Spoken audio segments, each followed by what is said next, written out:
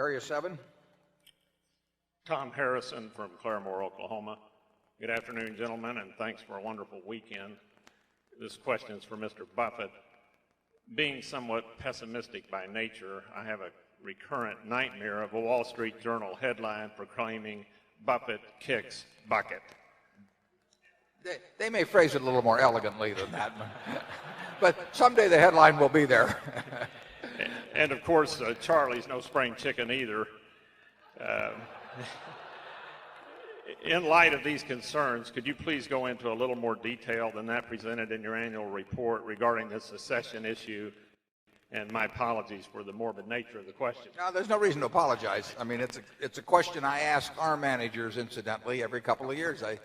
About every 2 years, I send them a letter and I say, you know, if you die tonight, what will I wish you'd told me tomorrow morning? You know, and because I have to make that same decision, and I'm not conversing with them every night, so I want them to put in writing to me once every couple of years what they think about the subject, who they think should succeed them, or whether there's several candidates, or what the strengths and weaknesses are, and I have that information available.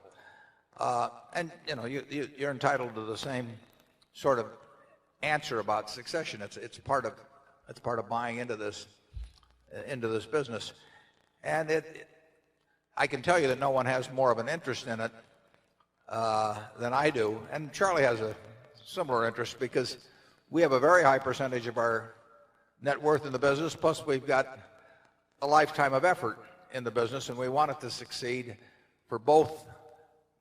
In our cases, probably, at least in my case, the ultimate reward to the foundation I have, but also because we just want it. We like what's happened so far, and we want to prove that it's not dependent upon a couple of guys like us, but that it can be institutionalized in effect. And we have, and Charlie and I, we know who will succeed me in what are likely to be two jobs, one marketable securities and one business operations. We want to be very sure that the culture is maintained, and I think it's so strong that I think it'd be very hard to change it. But in addition, the stock ownership situation with me is such that it can, if there were any inclination to change it, it can be prevented from happening. I don't think it would anyway. Now, in terms of who succeeds me, that depends when I die. You know, and there's no sense telling you who it would be today. There'd be no plus to that, and it might not be the same 20 years. Now, I mean, 20 years ago it would have been Charlie, obviously, but it won't be Charlie now because of his age, and it'll be somebody else. But 20 years from now or 15 years from now it might be some third party. But we feel very good about the succession situation. We feel very good about the stability of the organization in terms of the stock ownership situation, because that is insured for a very, very long time to come. We couldn't feel better about the managers we have in place and the culture we have in place.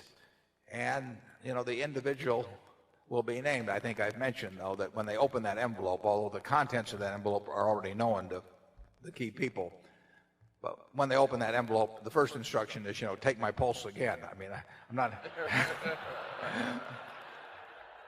But if I flunk that test, there will be somebody very good in place. Charlie? The main defense, of course, is to have assets that will do well more or less automatically.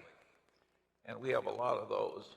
And to the extent you improve that further by having very good managers in place and very good individualized systems for bringing new managers into the places, there's a lot of momentum here that would go on very nicely with the present management gone. And now, I don't think our successors are going to be as good as Warren at actually allocating the money.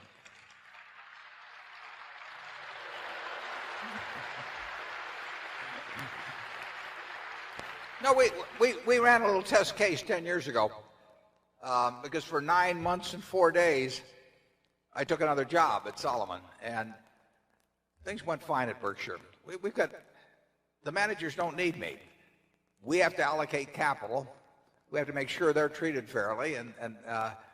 But we are not making decisions around the place except in allocation of capital, and that will be important.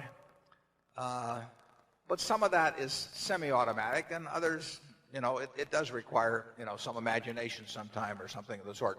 But for 9 months and 4 days in 1991, Solomon was primarily on my mind, and Berkshire wasn't, and everything went on just as before. And we are far, far, far stronger now than we were 10 years ago. So I'm very comfortable with 99% of my estate being in Berkshire shares, and I think it's an intelligent holding eventually for the foundation, and knowing that I won't be around at some point before the foundation gets it.